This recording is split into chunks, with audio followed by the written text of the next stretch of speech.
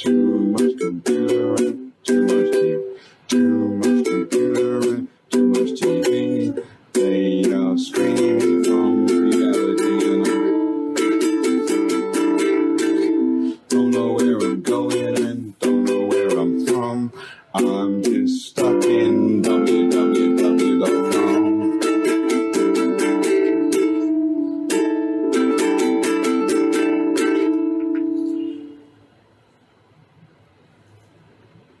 Welcome to the 32nd episode of Gary's English Learning Center. Welcome, everybody. Actually, I thought we had a disastrous beginning today. Really? Yeah. But Why is that? no, just because today is Sunday. Yeah, today's Sunday, yeah. Yeah. The Sunday, Eddie, yeah. Sunday. Sunday, yeah. Sunday. And tomorrow is? Monday. No, it's Moonday. Moonday, yeah. And Tuesday is really Mercury Day. And Wednesday is Venus Day. So it is Wednesday. Because Wednesday comes from Venus. Yeah. And then Thursday is Thor's Day. Or Mars Day, you know. Yeah. And then Friday is Friday from the Norse god. Yeah. But that's actually Jupiter Day. Yeah. And then Saturday is Saturn Day. Oh, Saturn Day. So they go out from the sun. So actually, it is all about the planets. It's all about the planets, yeah. Yeah. It's all about except the sun. Except the sun is a star, yeah. Well, it's a common mistake in Hong Kong, actually, the mixing up between the planet and the star. Yeah. Actually, you're right there. Yeah. But talking about Thursday, do you know the film Thor? Thor. Thor, yeah, Thor's Day, yeah, Thor's Day. Yeah. Actually, are they the same word? They're the same, almost, yeah. Okay. Things change a little bit. Yeah, that's it. And you want to be a bit flexible. That's what this program is about, really. Be flexible, yeah. Don't be caught, be too pedantic. When you with your words, you know. Well, actually, what's the topic today? We've got to go back to the beginning of the PowerPoint. Eh? Yeah. Let me try it. Okay. Right to the beginning. At the beginning. That's it. Yeah. I don't want to mess up this picture, but you can go into this one. It is interesting etymology. Well, I should make it big. I think you make it big. Yeah.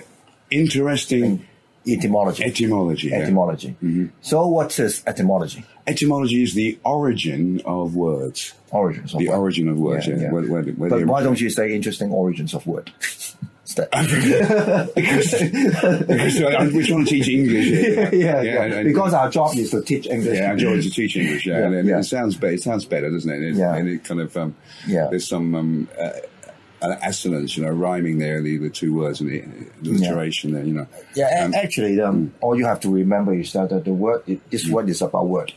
Yeah. About the history of word. And etymology is, to a certain extent, conjecture or supposition. Nobody can really be sure where the words come from, So this is really my take, from my research on the words. So what is the next word? Apocryphal. Apocryphal. Yeah. Sounds rather difficult. It does, doesn't it? But it means false stories, really, or in other words, I think one of our words on this show is bullshit stories, really. Bullshit stories, yeah. Not the world, because I think the world is made by whatever power created the world. Apocryphal. But an apocryphal system, the system we live in, rather than the world, I think. That's why I crossed out world. Yeah. So we come to the spelling. Under the spell of spelling, what is the relation between spell and spelling? Well, spelling is not called spelling for nothing. Yeah, that's why spelling is called spelling, because it puts you under the spell. You get trapped in the spelling of the word, and then you don't make the associations between different words that sound similar.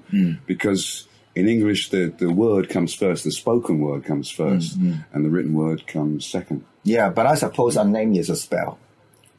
A name as well, yeah. A name is a spell, yeah. If you call somebody by their name, yeah. Yeah, call somebody by their name. Yeah. But I mean, even though Shakespeare said a rose is a rose by any other name, but still, that rose has a spell, Yeah. And then we come to the most popular English phenomenon in the 21st century, Harry Potter. And not for no reason, yeah. Harry is to hurry forcefully. porter, one who forms from clay. Yeah. So porter is someone who make. Like Pygmalion, it's the same story again. Forming the people. Actually, forming the people. Really is what it means. Yeah. And now comes to one of the most famous English novelists, Aldous Huxley. That's right. So we try to divide the word and see if we can find the origin of the word. Aldous Huxley. Aldous, the two or between the two. In the middle. The do is from the French. Oh. Yeah. Oh. So it's the two. And la is, they've turned it around. It's la deux. La deux. Yeah. The two, or between the two. So you get steered between the two, like two sheepdogs steering sheep. And Hux means spell? Yep. Hux is a spell. I didn't know that. Yeah. Lay the way. That's right. And I searched deeper with the Hux. It's actually from Hek, the Egyptian god of magic. Yeah. Really? Yeah. Yeah. Interesting. Yeah. But actually, the Huxley family is one of the most famous families in the 19th century. Yeah, and associated with the Darwins. Even until now. Yeah, but because they were associated with the Darwins. They were great buddies of the Darwins, The evolutionists. Yeah, evolutionists, yeah. Yeah, there's a topic, yeah. So what is this? This is said by Aldous Huxley, and what I've done is to make it bigger so we can see it. So if you go to the next slide. Let's scroll down. Yeah. Let me do it. Yeah. There will be in the next generation or so pharmacological method of making people love their servitude and producing dictatorship without tears, so to speak, producing a kind of plainness concentration camp for entire society, so that people will in fact go down. Yeah. Have their liberties taken away from them, but will rather enjoy it because they will be distracted from any desire to rebel or by propaganda or brainwashing enhanced by pharmacological methods. And this seems to be the final revolution. How did this guy know that? Well, you see, when did he say that? You see, Eddie, when I read this book maybe 30 years ago, right, I thought it was a guy writing with great imagination, extrapolating from the present then into the future. Yeah. But I've since come to know that he was on the planning committee.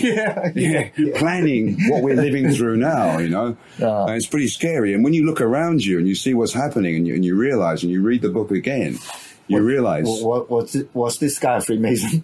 Oh, definitely, yeah. Oh, I'm joking. I'm not. He's high ranking, yeah. Really? High ranking, yeah. I thought it was a joke. No, and it's what they call the scientific elite. I know that I kind of knew that, but I have no idea that he was a Freemason. I was just joking. No. But it's not a joke. Yeah. It seems to be very prophetic. Well, not prophetic. No, it's called when they tell you something. When they tell you something, so that you will accept the idea. They tell you something to accept the idea of going. But it seems that he predictive programming. This is predictive programming. But he said this to criticize the forthcoming trend in the society. He was not supporting this. Well, that's the way he said it. But actually, what he was doing was he was preparing our minds. Yeah. He was preparing us, sowing the seed. Whether you say not or you don't say not, the mind only hears what you say. So now we come to the program. It means provide with coded instructions for the automatic performance of a task. The screen to conceal. So when you watch a program, whether it be on the internet or whether it be on the TV, it's programming you. That's the idea of a TV program, is to program you. Right, to put ideas into your mind. So what you mean is that every word has its hidden meaning. Yeah, and all the whenever you try to find a meaning in the dictionary, you always find the wrong meaning. But here will give you the real one. And also the screen, as we go there. Screen means to, as we said there, is to conceal. Conceal. If you screen something, it conceals. So as in my little song I made there, screening you from reality. These screens are screening you from reality. Yeah. What is the meaning of BBC? British Broadcast Corporation. Yeah, but not really. But not really. That's not the true meaning, you know? Yeah. Be, and then C. Yeah. Behave and be like the worker bee in the beehive. Yeah, and we're all busy bees these days, aren't we? All busy making the honey. But I'm not sure whether you know it or not, because today or the day before yesterday or the week before this week, there was a woman who started a group called the Bee. Really? Against the local people. Against the local people, yeah? The local people who call for the autonomy of Hong Kong. Oh, really? Yeah. And she called herself the Bee, right? Yeah. Very ironic. Very ironic. Yeah. Very coincidental as well. Yeah. A lot of coincidence in this world. Okay. Because the Bee is the perfect society for the Freemasons. That's their perfect society, where you have the Queen and them, the drones, all of us making honey for them. Yeah. And then what about radio? Yeah, no, you're mispronouncing it, really. Yeah. It should be Ra, the sun god of Egypt, which is sun god and god, you know. Okay. Yeah. That's why it's called radio. Radio. Strange. Television. And then a tell is to build. Yep. Levi, what is the meaning of Levi? Levi is the Levites. I thought it was about the jeans. Well, the jeans, yeah, that's right. See, when you put it's everywhere. Yeah. This is called this psycholinguistics is everywhere. It's called psycholinguistics is everywhere, you know. I always thought before that it was from the Greek, tele, long, and vision to see, you know, but actually digging a bit deeper, tel is to build. Levi is these priests, and these are the group of priests who had the vision, you know, and Psi is the moon, and sun is on. This represents the male, actually, but you know, and so to mix the male and the female together, which is also how scientist should be spelled. Oh, really? Yeah. You know. So next one, helicopter. Heli and then copter. Heli is the sun. The sun, yeah. Coptic is one of the languages of Egypt. Yeah, it means of Egypt. Yeah. Yeah. What is this? Well, this is all over YouTube and the internet. This picture of the helicopter. The helicopter. Yeah. Okay. On the temple. Where do you find it? It's all over the internet. You know. I mean, where is it actually? It's actually in Egypt on an Egyptian temple. You know? Okay. But whether it's true or not, we don't know really. But there we go. You know, heliocoptic. Yeah. Helicopter. So you tell me where does that word come from? Otherwise. Yeah. And then iPhone. Yeah. And it's iPhone, you know. Yeah. And this is the all-seeing eye. You know? The all-seeing eye of Lucifer. Yeah. And then on Android. And people have these Android phones, and I've asked a few people. I said, "Do you know what it means?" No. An Android is a robot that looks like a person. Yeah. You know, just like the Terminator. If you take out this and if you scratch the face, you'll see all the circuits inside. Yeah. And the same. This was data from Star Trek. You know? Yeah. And again, these are put there to introduce the idea to us. Yeah. And then internet. Yeah. And if we break the word up again. Yeah. You know. Inter means bury. And then, or catch, and then net is trap. Catch. So whenever you use the internet, you will get trapped inside a network. And I had the thought on the way here that to surf the internet, a surf was a kind of like almost a slave in the old days. SERF was, you know. Again, don't get caught by the spelling. Yeah. It's because it's SURF now. Yeah. And then www. It was 666. Yeah. And then I come from Hebrew. Yeah, just like the tale like Levi Sion was from Hebrew. Yeah. This is also from Hebrew, and in Hebrew, every letter has a corresponding number. So the corresponding numbers in Hebrew, www, is 666, which is the numbers of the great beast from the Bible. Yeah. Who's that guy? It's Lucifer. You see how wrong? Wow, you know, in spirit. In spirit. Yeah. Well, this is, I think, something that I interested in, but I never know the meaning. Well, you know, it's beyond the ambit or the scope of this program, really. But just to say, this is the esoteric or the hidden form of the Bible, really, you know, of the Jewish Bible. How to say it? Kabbalah. Kabbalah. Yeah. It means tree of life? Yeah, which a lot of famous stars go by this. They study this, like Madonna. Madonna, yeah. What about the Nazis?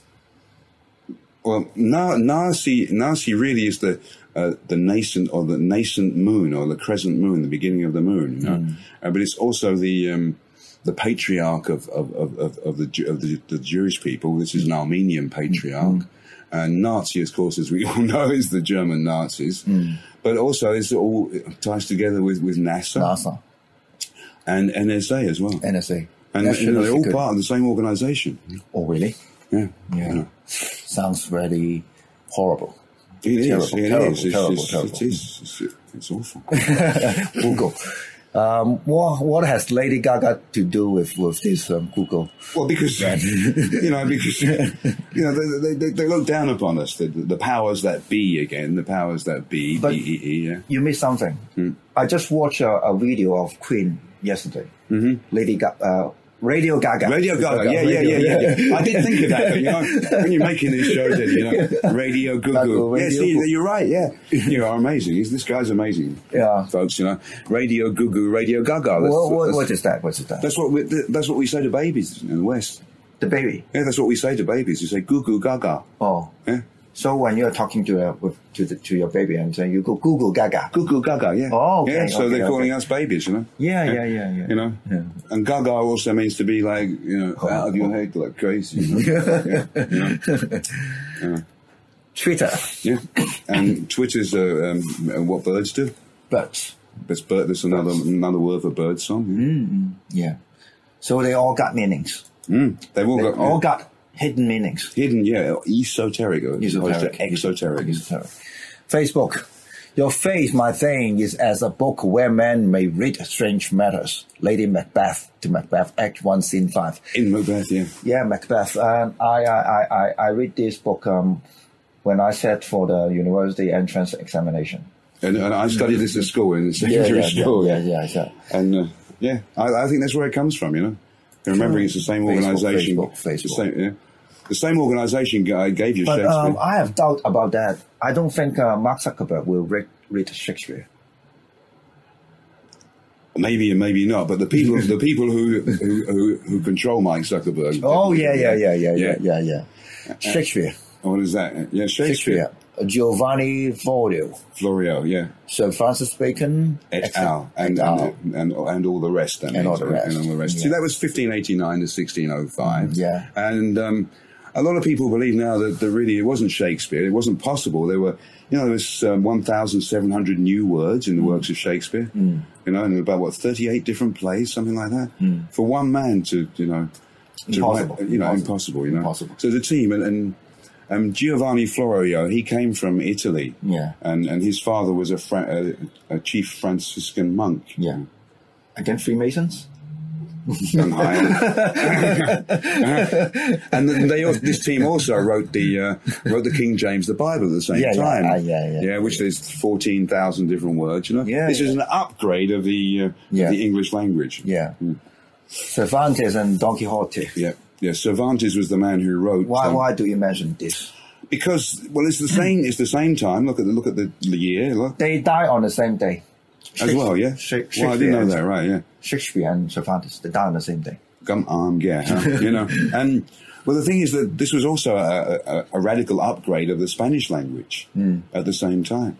Just like Shakespeare. Yeah, just like Shakespeare. And then I will have more comments on this. This is for you, yeah. Yes, this is for me. The Golden Lotus. Remember, the strange thing is that actually the publication, the time when people in China read of course, some elites, when the time they read this novel was almost exactly the time when they have Hamlet in England. Right. Yeah. That's right. Look, 1610. Yeah. And again, wasn't it a kind of upgrade of the Chinese language as well? Or not? Sort of. Yeah. Because we can call it the first modern novel in China, and almost the same thing like Shakespeare in England. So but you got it wrong here. Have I? Sorry. Actually, until now, nobody knows who was the author of this novel. There are some speculation. There are some. Yeah, that's right. Yeah, but that's the one. Nobody knows for sure who actually wrote this. Or maybe the good point to end this part one, really, isn't it? Maybe. Sure. Because we end with enigma. Yeah, that's right.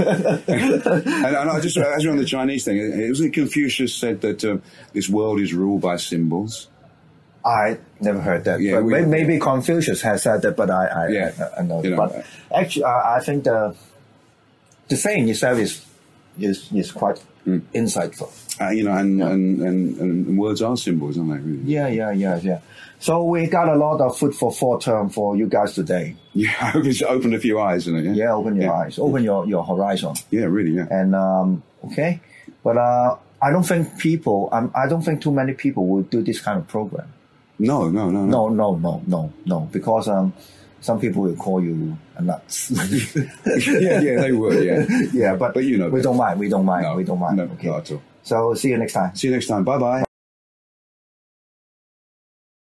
梁錦祥工作室喺呢一個網絡言論自由被打壓嘅年代，我哋依然堅持自我，做好節目，堅拒自我審查，因為我哋相信內容有價，而你哋嘅支持就至關重要。請大家訂閱梁錦祥工作室 Patreon， 並立刻成為付費會員，守護自由言論。而我哋喺 YouTube 頻道上面嘅每一節節目，都要麻煩大家記得按讚、分享、留言同埋撳鐘仔啊！感謝大家一直支持梁錦祥工作室節目。